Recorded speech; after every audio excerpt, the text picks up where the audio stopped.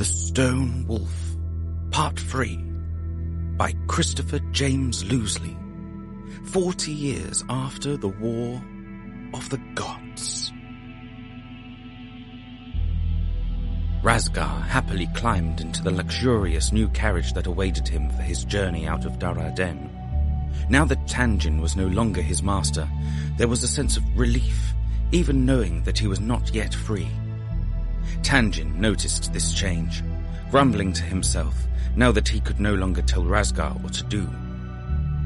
For the first time since becoming a gladiator, Razgar sat not only in a carriage pulled by horses rather than a rickety old cart, but face to face with his owner.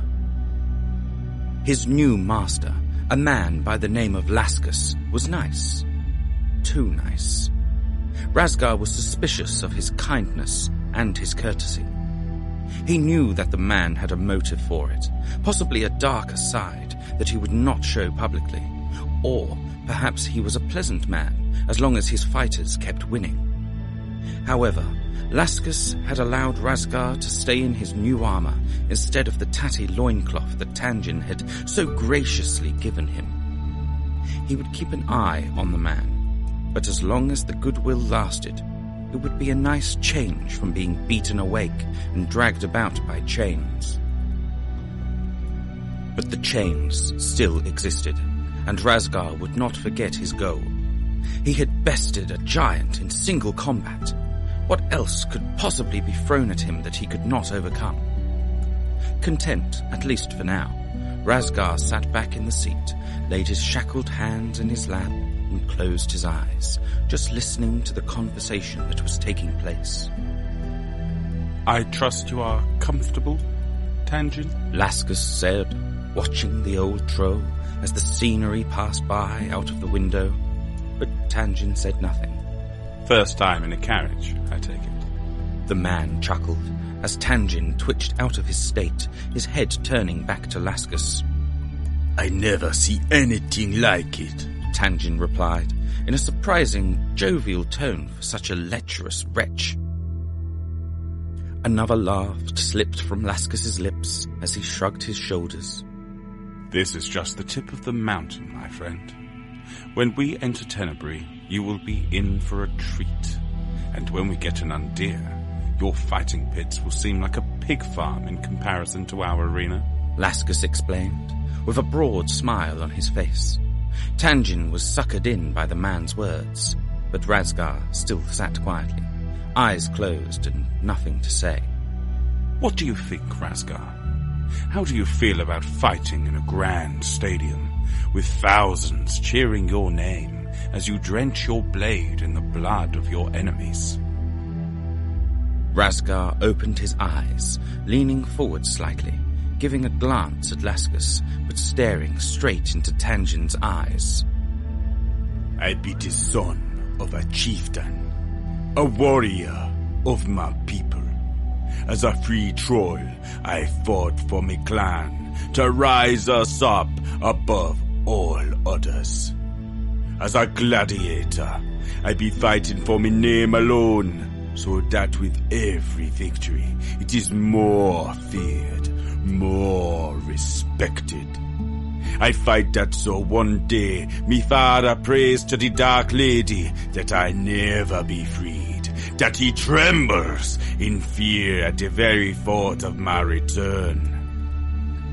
The look on Razgar's face said it all, and Tanjin felt a very cold chill run down his spine as he stared into the young wolf's eyes, the cold black ice, the raging flame, the fury that he knew Razgar was capable of. Laskus, however, gave an expression of satisfaction before chuckling away to himself, before gently shaking Tanjin's shoulder. He's a fiery one, isn't he? Laskus said, with Tanjin staying silent as Razgar's piercing gaze bored through his skull. Tell you what, I'll make you a deal now. Put enough coin in my pocket for me to retire on, and I'll have no more need for gladiators. You can go free, with no strings attached. All you have to do is win. Laskus leaned forward, a suddenly serious expression falling across his face as he stretched his hand across the carriage. For a moment, Razgar stared at the man's gloved hand, his finely stitched leather, his lavish clothing and sparkling jewelry. He knew he couldn't trust the man, but at the same time, he wasn't exactly laden with options either. You got yourself a deal, human. Razgar finally answered, clasping Laskus's outstretched hand with a firm grasp, just enough to give the man a show of his strength. Laskus pulled away quickly, slightly shaking his hand, a raised eyebrow on his still smirking face. Tanjin was less pleased with the arrangement. He knew that if Razgar was ever released, it would be his life that was taken first. A plan began to form in his head, a way to get paid and ensure his life would not be in danger. However, for the time being, he would stay silent.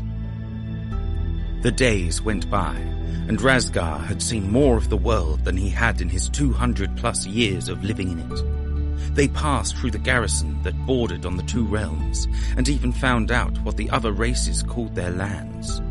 The trolls had no reason to name their realm, as they navigated it by the names of other clans. But an Aiduard at the entrance of the garrison had called it Karagar. Upon reflection, Razgar was pleased to have a name for it. Now he was leaving it behind, at least for now. After their brief stop, they would look upon the infamous city of Fron Koldir, the capital of Tenebris, where Azin had once resided. The name came from an ancient race, one never seen by troll eyes, but it meant the king's throne, or throne of the king. And it had been the throne of many kings. Too many. It was said that kings didn't last long in Azin's service. The mad goddess she was, at least, that's what Razgar had heard. However, the architecture was remarkable, built by the Aiduard. Its brickwork was immaculate, its artwork sublime, and even the gargoyles that ringed the city's walls were both awe-inspiring and left Razgar with a sense of unease.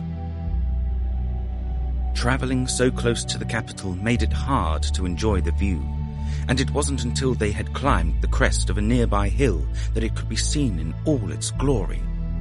Razgar even gasped aloud, the first time he'd done so at foreign architecture. Its towers were taller than some of the mountains, its walls could have housed the entire troll population, and the sight made Razgar's hope for freedom seem so much smaller and insignificant. Still, it wasn't long before Fron Koldir was back out of view, and the journey continued. It wasn't until they reached Nandir that Razgar finally understood the magnitude of Tanjin's decision to sell him. It was the most prominent feature in the city, even from miles away, the single greatest structure that Razgar had seen thus far, the Arena of Nandir. Once they reached the gates, Razgar and Tanjin's awe had melted away under the stench of the city. Its air was foul, and its residents were fouler. One look at the place, and Razgar recognized it as a filth-ridden hub for cutthroats and bandits, a convergence of the worst kinds of people imaginable. As the cart traversed the cobbled streets, Razgar watched the people who would most likely be in the crowd, those whose cheers he would be fighting for, and it made him sick. The further in they got, the more he realized these people had no honor. Even Razgar, the destroyer of clans, had standards, a code, a sense of decency. No matter where they went in the city, the arena loomed over them, always present, like a warning or some kind of omen. Every time he gazed upon it, he got the same feeling he had whilst fighting Kaifos, the feeling of imminent and inevitable death. However, he had bested the giant, his wounds almost fully healed, with only minor scarring left as testament, and somehow he knew he would best the arena too. Eventually, they sidled up alongside the arena's side entrance, where other slavers hassled the guards as they began entering their own gladiators for the evening's games. Razgar was curious to the variety on display, as humans, Aiduard and Leonians of all shapes, sizes and backgrounds were all lined up, ready to be registered. At the front of the queue was a young guard, and the cleanest thing that Razgar had seen so far. He wore black scale armor with a grey surcoat, depicting a raven over the top. He wore a relatively plain domed helmet with a nose guard and chainmail draped around the back and sides. The man was slight and seemed to be in his early 20s, and amongst all the vicious-looking gladiators, he seemed alarmingly out of place. As Razgar beheld him, he couldn't see him lasting long in such a place. Next, the young man called out as another gladiator was escorted into the building. Next up was a ferocious-looking Leonian with black hair and mane, and more scars than years he'd probably lived. His eyes were green, bold and piercing, and his fangs were on full display. Like Razgar had for so long, the Leonian had only a loincloth, and a good job too, for Razgar could already tell he was deadly. Preferred weapon?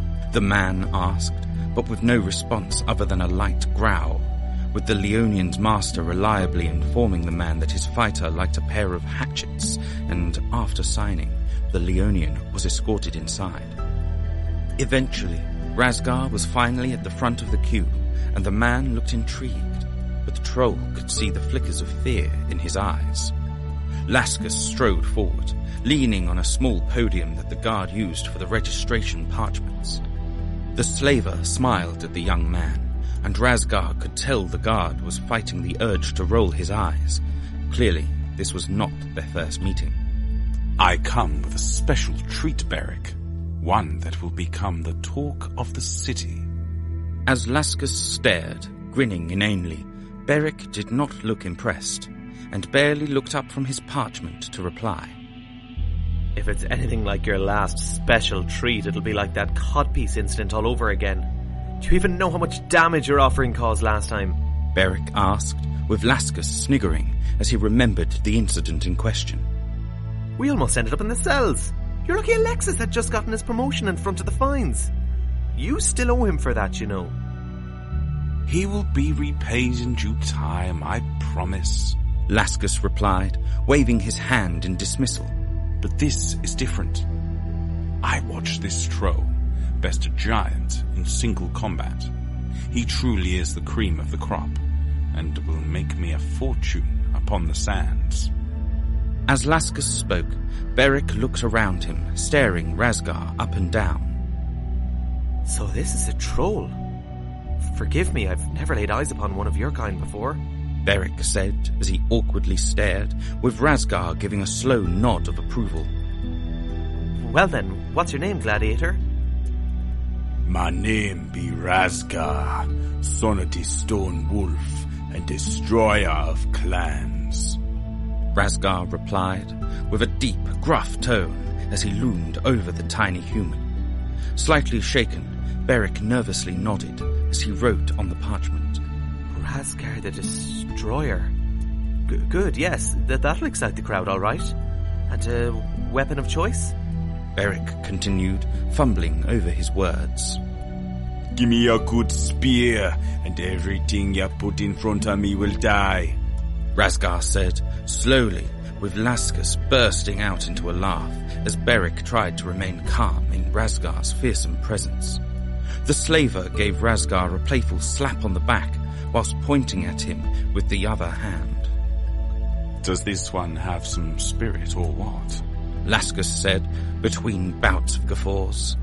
Tanjin quietly seethed in the background, resentful that, even now, he was sidelined, and that mongrel received all of the attention. A pitiful slave, fit only to die in the sands of the arena. Right, well, if that's all Laskus, your fighter will be placed into the opening games tonight.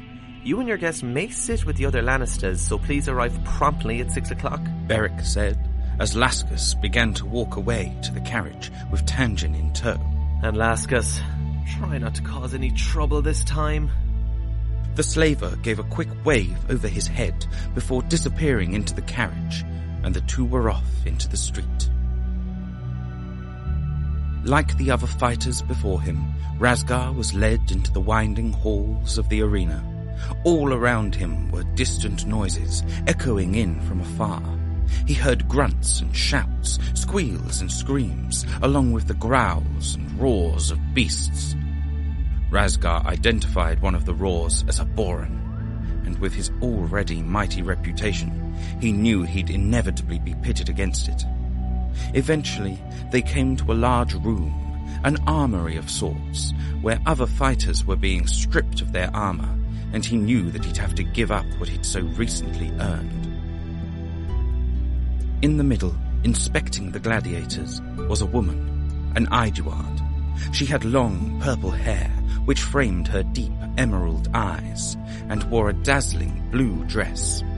She was, by far, the most resplendent thing in the city, to the point that even a troll such as Razgar had to take notice. But there was something about her that told Razgar that she was not to be trifled with. The woman waved in the guard who was escorting Razgar, and the troll followed behind. Reluctantly, he raised his shackled hands to one of his wolf-head pauldrons and fumbled for the buckle, to the surprise of the woman, who was checking over his papers. Interesting, she said with a bright and beautiful smile. No need for that, Master Troll. Your Lannister has given his blessing for you to keep your armor. She continued, showing Razgar the signature. He was surprised and wondered if he had misjudged the man somewhat. A slaver though he be, he at least held a semblance of honor within him. Lascus, she said after a few moments. I hope he is not planning anything like that codpiece incident. Alexis isn't in the city this time to bail him out, she added before chuckling sweetly to herself.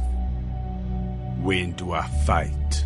Razgar said, with an air of impatience to his voice. The woman raised an eyebrow to the troll, before laughing again. So, you do have a voice. Well, if it's blood you want, you won't have to wait long. The opening games will start in just over an hour. Did your master tell you how these games work? She asked, with Razgar shaking his head. The opening games mark the start of a new week. This is when all the first-timers of our lovely arena have a chance to prove themselves. 50 of you will enter the arena, and 10 will come out. Should you survive, you will officially be a gladiator of Nundier. From what I be seeing, there not be much honor in being a gladiator here. Razgar growled lightly under his breath. Nor anywhere in Tenebris, I'm afraid, the woman countered with a sigh. Since Asin's defeat, this land holds little more than barely held together alliances, and a whole lot of plotting and backstabbing. Like her or not, the Dark Lady at least unified her people. Since her passing, things have been harder than expected. You say it like you were there, Razgar said, his eyebrow arched at her suspiciously. As he stared, he glimpsed something, though he was not sure what it was. But his concentration was shattered as another laugh fell from her lips, which she tried to stifle with her hand. You intrigue me, Troll, and I believe you will do well here. So I wish to share my name. I am Sina, overseer of the southern half of the arena, and you are Razgar, destroyer of clans. As she spoke, Razgar shuffled his shoulders and drew to his full height, making himself as imposing as he could. However, she simply curtsied, her strange, alluring smile always on her face. Please, the games will begin soon, so follow this guard to receive your weapon, and you shall be taken to the rest of the fighters. As she curtsied once more, Razgar bowed his head and did as he was bidden. At the gates of the arena, Razgar was the only troll. He was watched by the other fighters, and he watched back. He took in whatever information he could by their stats, strengths, weaknesses, levels of fear or confidence. He stood above all of them, and would do so in the arena too. The gates began to open, and the crowd began to roar as the announcer declared the opening of the games. Razgar strode onto the sands, gripping his spear in anticipation for the coming event. Across the arena, the rest of the combatants filed out, with one of them being the Leonian from earlier, holding his twin hatchets and a bloodthirsty look in his eye. This would be Razgar's main target, the most likely candidate for a decent challenge, however brief. The pair locked eyes as Razgar slid his hand to the butt end of the spear and holding it in the middle with the other. The cheers of the crowd became background noise as the fighters awaited the signal. The bell rang, loud and clear above the rabble, and the carnage was set to start.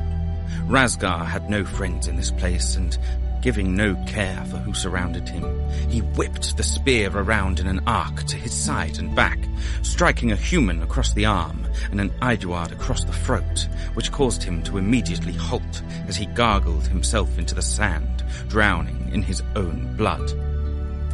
The human would not let Razgar's assault slide, as he broke into a sprint, coming up on the troll's right side. Armed with a trident, the man thrust at Razgar's unprotected gut, but was swiftly parried and tripped to the floor. But 25 more fighters stood before them, and Razgar had no interest in the whelp behind him, not when he'd already claimed his first kill. In came a strike, and Razgar dodged, plunging his spear into his assailant's chest. Ripping it free, he was able to parry another strike coming in from an Aiduard's warhammer. The hammer struck his own leg, knocking him off balance as Razgar put his spear into his abdomen. Then a slice cut across Razgar's thigh as a blur formed into a female Leonian, clutching a curved dagger. The troll sniggered as he dipped his fingers in the pool of blood and painted war markings on his face with it. Without the element of surprise, the Leonian fancied her chances less and rolled out of view around the ensuing battle. Razgar refocused his efforts, plunging another foe through their throat before twisting his spear and stabbing it into another's eye. As another fell to Razgar's might, a flank attack caught his side, a Kopesh sinking deep into his flesh.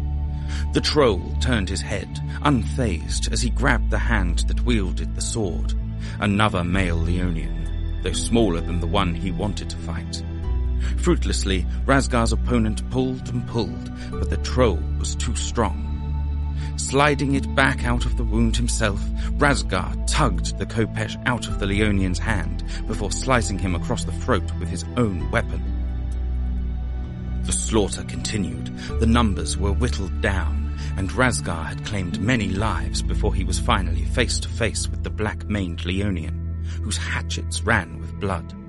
Once again, the two locked eyes. Razgar's were calm and confident, whilst the Leonians were wild and half-mad. The Leonian roared, and Razgar let out the war cry of his people before they began to sprint at each other. Razgar made the first strike, sinking his spear into the Leonian's stomach, but the lion warrior scarcely flinched as he continued his movement to bury one of his hatchets into Razgar's chest. Razgar watched the blood spill out as the Leonian struggled to get a strike in with the second hatchet. Holding his opponent in place with his spear, he released his second hand to catch the strike. The Leonian continued to press his blade into Razgar's flesh, whilst ignoring the spear sticking out of his own. But other races didn't heal like trolls, and soon the wound started catching up with him. The warrior fell to a knee, and his attack began to weaken. No longer needing to hold his spear in place, Razgar grabbed hold of the hatchet in his chest, pulling it out and tearing it from the Leonian's grasp, doing the same thing with the other hatchet.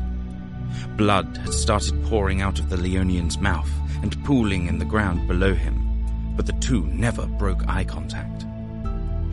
The struggle had ceased, and Razgar felt no desire to keep the fight going. As the Leonian recognized his fate, Razgar swung the axes for a final blow, slicing the throat and severing the spine.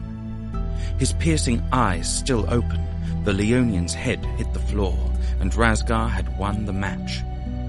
The troll had even forgotten that there were still enemies on the battlefield, but as he stood in fighting stance, the bell rang to signify the end of the opening games. Razgar scoured the arena, taking note of those who had managed to survive. Furthest away was the human who had failed to strike him and had ended up with a mouthful of sand.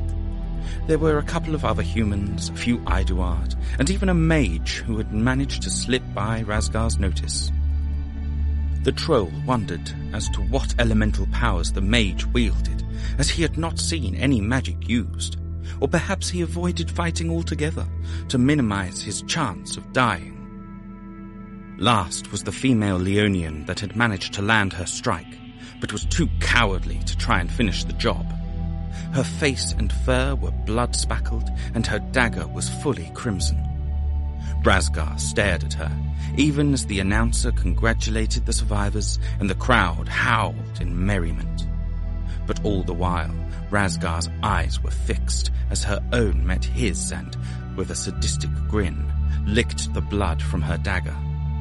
As the bell tolled once more, the fighters filed out of the arena, and Razgar watched as the petite Leonian skipped off in the other direction before he turned and walked away.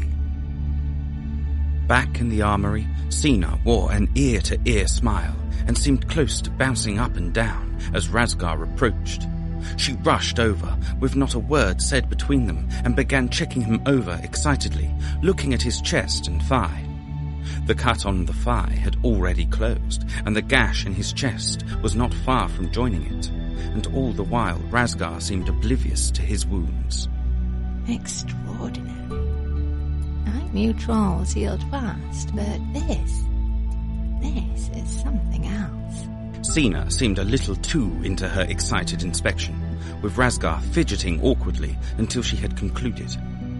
There almost seemed to be a twinkle in her eye that had not been there before, but Razgar was not interested. You're an exceptional fighter, too. 15 kills on an opening game. Very impressive. She continued as she returned to her regular, composed self. You made me a small fortune tonight, so I'll impart a little wisdom to you. That Leonian who cut your leg is dangerous. Be wary of her, both inside the arena and out. Who is she? Razgar asked, his tone curious, his eyes wide. Sina's smile never faltered, but her voice was hard, serious, and almost concerned. She was once the king's assassin, with 36 confirmed contracts, and that's just the assignments that the king sent her on. There's a lot of blood surrounding that one. I am told the killing messed with her mind, and after killing someone she shouldn't have, the king had her dragged here. I am to believe she cut down 20 of the royal guard before she was apprehended. As Sina spoke, Razgar became enthralled by her story, and a ripple of excitement trickled down his spine. Whose was the life she not made to be taken? Razgar asked. The queen. She replied quietly, in almost a whisper.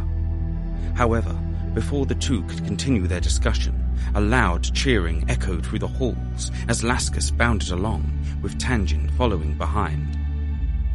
Razgar, your fight with the giant was impressive, but seeing you dominate that arena was something else. And 15 kills in an opening game. That's the second highest in our city's history, you know. You have made me a lot of money tonight. So, as a favor from me to you, allow me to extend to you a small luxury of yours. Do you like wine or mead? Would you like some pleasurable company? Just name it, and I'll see what I can do. Laskus said, with a wide smile, as Razgar thought about it. I want me next match to be against that Leonian. Razgar finally responded. Sina turned in surprise, whilst Laskus just looked confused. Food, booze, some exotic company that would keep you busy for hours. You could have asked for a special weapon or a piece of armor, and all you're thinking about is your next fight. I'm starting to think you don't really want freedom. Laskus said, with a laugh of amusement and utter bewilderment. And I could make the arrangements, but only if you're sure, Razgar. Sina stated, though with little enthusiasm. And you could still claim your master's offer. Razgar turned to her and nodded, but Laskus scratched his head in confusion. Wait a minute. Are we talking about that Leonian assassin? Nah, too dangerous. I like you, Razgar, but you are an investment, first and foremost. Laskus clearly had reservations about the idea, but Razgar could already see what would sway the man. I be an investment to make your money, the troll said, with Laskus nodding. What's gonna have the better odds? An unknown troll warrior or the king's assassin? There was a long pause as Laskus thought it over. Fine. I've seen what you can do, and I have faith that you will deliver. But, the man continued, turning to Sina with an outstretched finger, it is not to be a fight to the death. I can recover losses if he lives, but I'm back to square one if he's dead. Sina nodded, bidding the three good night as she turned to her duties. So, Razgar, tell me, which of my offerings will you be picking? I be taking pleasure over food and drink any day, Razgar replied with a belly laugh, which was met in kind by Laskus, with Tanjin remaining silent. Very good. Then let us away to my home. I can make the cells in my grounds far more comfortable than you will receive here. I will send for my usual to bring a selection, and I'll let you have the first pick. Laskus replied, continuing to laugh as he wrapped a friendly arm around Razgar's shoulder before leading him back through the halls. Tanjin followed, quietly seething. The scathing expression on his face contorted his features in a demonic fashion. Razgar was doing too well, and, assassin or not, this Leonian would not best a troll of his skill. He had to think of something, and quickly. If Razgar ever went free, the stone wolf would fall, and old Tanjin would fall beside him. But then a noise caught his attention, a loud, familiar noise, and a plan started forming in his head, along with a sickening grin.